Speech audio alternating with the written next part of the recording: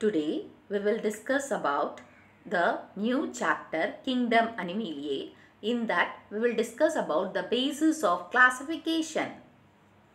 So Kingdom Animalia.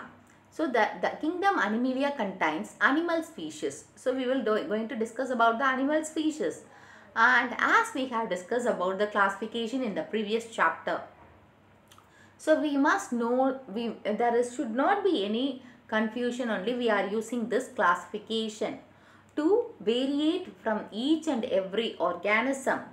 So and it is essential for identifying and naming and assigning the systematic position of the organism. For this we need classification. So identifying, naming and assigning the position of the species or the organism. And the unicellular, that is unicellular to multicellular, prokaryote to eukaryote, or that is heterotrophic organism. So the animal has a characteristics of eukaryotic, multicellular, heterotrophic organisms are seen in the animal kingdom. Now we will discuss about the basis of classification, coming to our topic today. So the basis of classification is must. So we are going to discuss about the multicellular level, how they are structurally and functionally different. So in that the various that is the various thing is we going to discuss. The first thing is levels of organization, nature of coelom, presence or absence of segmentation, notochord and organization of organ system. So first we will discuss about the levels of organization. So protozoans to metazoans. Protozoans are unicellular. So we are not going to talk about the protozoans now. We are going to talk about the metazoans. The metazoans are multicellular. So they are functionally similar kind of the cells, and they forms the group of cells forms tissue. So from the tissue organ and organ system is formed. Okay. First the cellular level of organization. So the sponges, it is an unicellular one, that is it is a cellular. At cell level it is loosely formed, but it doesn't have any tissues. So it cannot able to form tissue. Only two layers are there. The outer layer is spinocyte and the inner layer is choanocytes. In the choanocytes only it creates, that is it creates the flagella to maintain the flow of water, and even the digestive system and the respiratory system is also taking place inside the choanocytes. And the pinocytes, you talking about the pinocytes now, the plate-like cells, the size and the structure of the sponges, outside the size and the structure of the sponges was governed by pinocytes. So there are in sponges you have two types. The outer layer is spinocyte and the inner layer is choanocytes. The choanocytes is important, they may ask in 2 marks. Next, you have to remember there is no nerve tissue and muscle tissue in animals like sponges, because in sponges they don't have animal tissue, there is nerve tissue and muscle tissue, because there are only 2 layers. The body is made up of 2 layers, pinocytes and choanocytes. Tissue level of organization. So it performs similar function. Okay, the group of cells forms the tissue and performs the similar function, that is called tissues. And the common function like nerve cells and sensory cells, they are grouped to form, they are the different cells, but they are doing one function. The nerve cells gives the signal and the sensory cells receive it and do as the function, as it's tell, as the nerve cells give instruction. Okay. So the tissue level of organization is exhibited in diploblastic animals only. Diploblastic means 2 layers, ectoderm and endoderm only presents. So that is seen in cnidarians. And even the evolution, that is the tissue formation, is also an evolution from the that is from the single cell to double cell. And even the body layers, that is diploblastic to triploblastic, that you can see in the Hydra coelenterata. Organ level of organization. So it is in the aggregated form, that is different tissues to form organ to perform specific function. So organ, the tissues forms the organ to do the function. For example, the heart is an organ, even the brain is an organ, even your eyes are an organ. So the organ are formed by the tissues. The organs are formed by the tissue to do one function. Okay. So the organ level of organization, that is tissue level. From tissue level to organ level, it is also one type of evolution, and this you can see in the Platyhelminthes. And in higher forms also this organ level of organization. Next, organ system level of organization. So it forms, the tissues only forms the organ and organ system. For example, the heart is a circulatory organ. So it is pumping. So I am circulating the blood throughout the body. So blood throughout the body, that level is called the organ system level. So the digestive system of Platyhelminthes have a single opening, that is in Platyhelminthes have only one opening. So for eating, for eliminating the waste, but that is the one opening is acting as a mouth and the anus. Okay, that is called incomplete digestion. So you would think about the Platyhelminthes. So it takes the food in the same mouth and it eliminates the waste in the same mouth. So the single opening is acting as a mouth and the anus. That is called incomplete digestion. But in that is after Platyhelminthes, there is Aschelminthes. That is the next phylum. And Aschelminthes to chordates, that is the higher animals like we also, that is a human being also, has two openings, mouth and the anus. So the mouth starts from the mouth, injection starts, that is you taking food from your mouth and eliminating the waste through the anus. So you have two openings. That type is called complete digestion. So this is also that is evolution process, having a single opening in Platyhelminthes, but from Aschelminthes to chordate you have two openings. So this is an evolution one also. So the circulatory system is also two types, open type and closed type. So open type means there won't be any blood capillaries. Okay, that is seen in arthropods, molluscans, echinoderms and urochordates. So there is no circulatory system. So the blood is no circulatory system, no blood vessels. Okay, the blood is seen fully in the body. So for example, arthropods, that is the cockroach. You cut and see the cockroach blood is white in color. You can see the entire body is filled with the white color fluid. Closed type. Closed type means that is the human being is the best example because it has a heart. You have a heart, and the heart has arteries and veins with blood capillaries. So a very developed system was seen in our closed type example in the human being. And the animals like that is the animals annelids, cephalochordates and vertebrates are also comes under the closed type, not in the open type. Okay, open type is seen in urochordates, arthropods and molluscans and echinoderms, but in cephalochordates, vertebrates and annelids you have closed type of circulatory system. Next we move on to the diploblastic organization. As we talk about, the cell has two layers and at the embryonic origin it has two layers, ectoderm and endoderm. That is called diploblastic. Di means itself two, diploblastic, two layers of cell with two layers, diploblastic animals, and it is differentiated into ectoderm and endoderm. It is seen in corals, jellyfish, sea anemone. So you can see here the diploblastic animal, that is the ectoderm is the outer, this is the outer one, it is the ectoderm, and this is the inner one, that is you can see the inner one. And mesogilia is a fluid seen in some of the diploblastic animals in between the ectoderm and the endoderm. So it is not the true layer. So because of that we called it as diploblastic animal. Next, triploblastic organization. So instead of two in the embryonic origin you have three layers, ectoderm, endoderm and mesoderm. So ectoderm is the outer layer and the innermost layer is the endoderm and the middle is the mesoderm, seen in chordates and flatworms. So you can see the three layers, ectoderm, endoderm and mesoderm. So this is the germal layers. And next we see the patterns of symmetry. So symmetry is the body arrangement in which parts that lie on opposite side of an axis are identical. An animal body plane results from the animal pattern of development.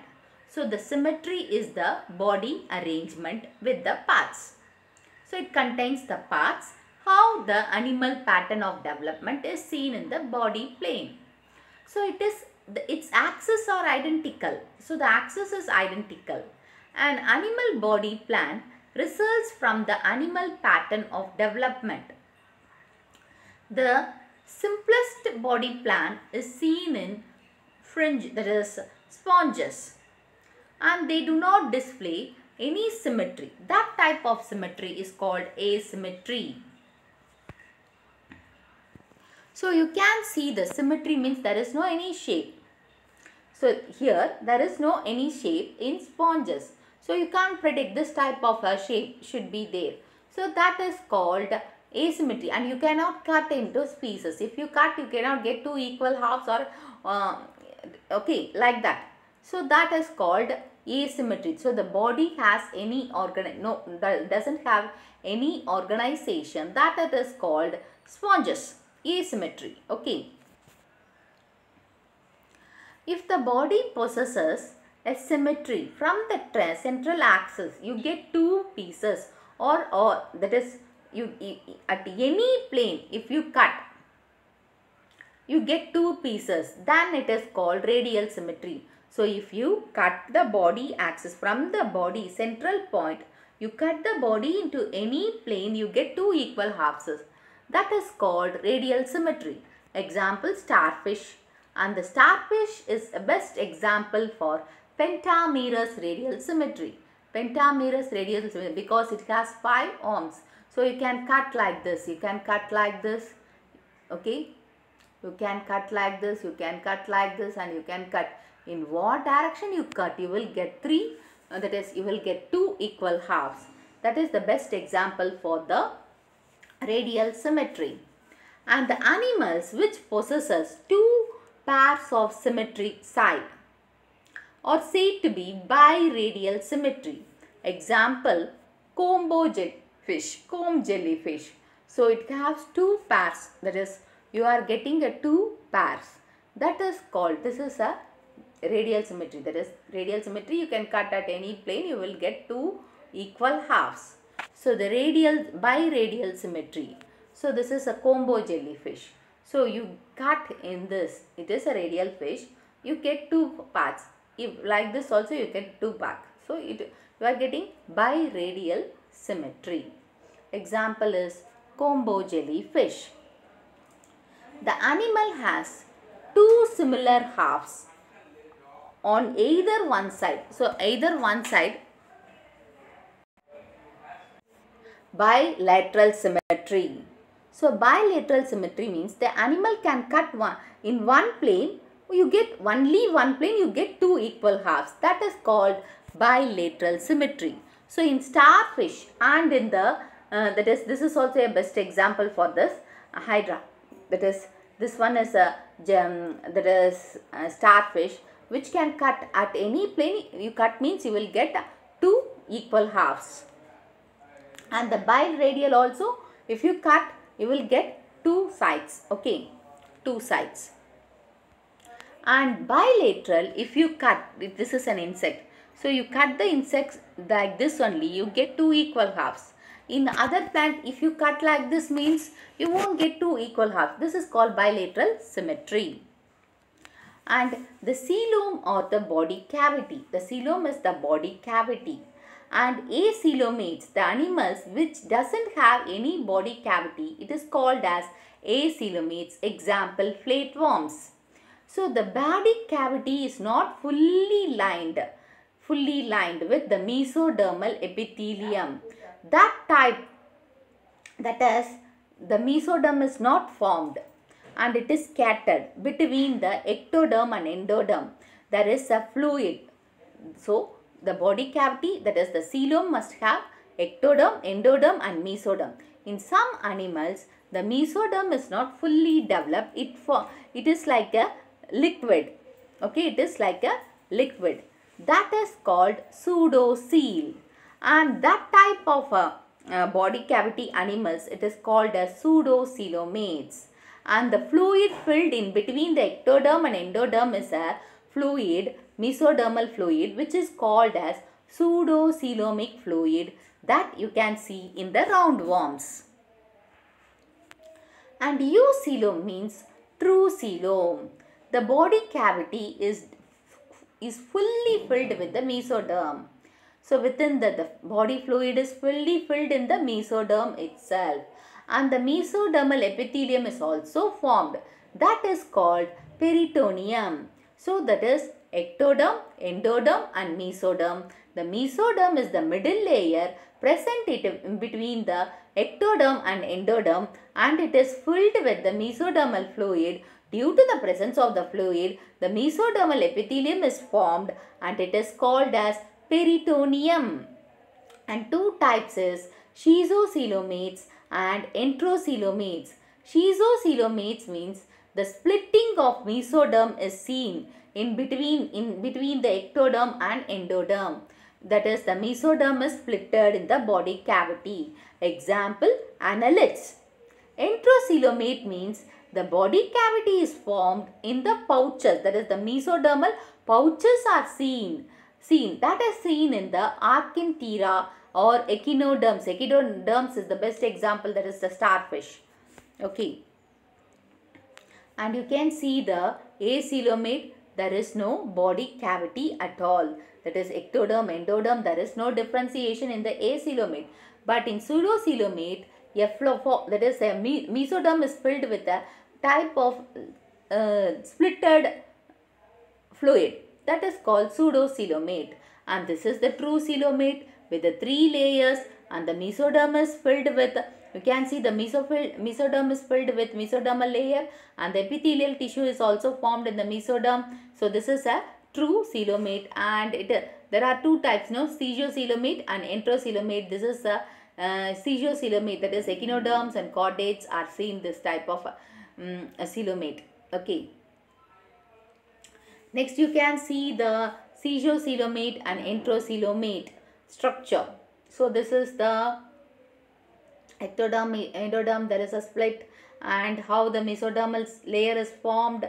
That type of diagram I had given you. You can understand with the help of this diagram how the enterocoelomate and the schizocoelomate developed in the body cavity. So you can see this diagram now. This diagram, how it has developed, the splitting, and how cavities get created inside, how the body cavities are formed inside the organisms. So that is the procedure you can see here. Segmentation and notochord. So segmentation means the body is segmented internally or externally. It is divided into a repeated series, that is called segment. So the body, for example, I am doing the earthworm here. So a part. So this one segment, like this. So the body is divided internally and externally, that into its repeated units called segments, with a serial repetition of some organs. That is called metamerism. The segmentation is called as metamerism. That is, it is dividing one part to the another part. That is called the segment or metamerism. So this you can see in annelids, the earthworm, and even in cockroach also you can see it.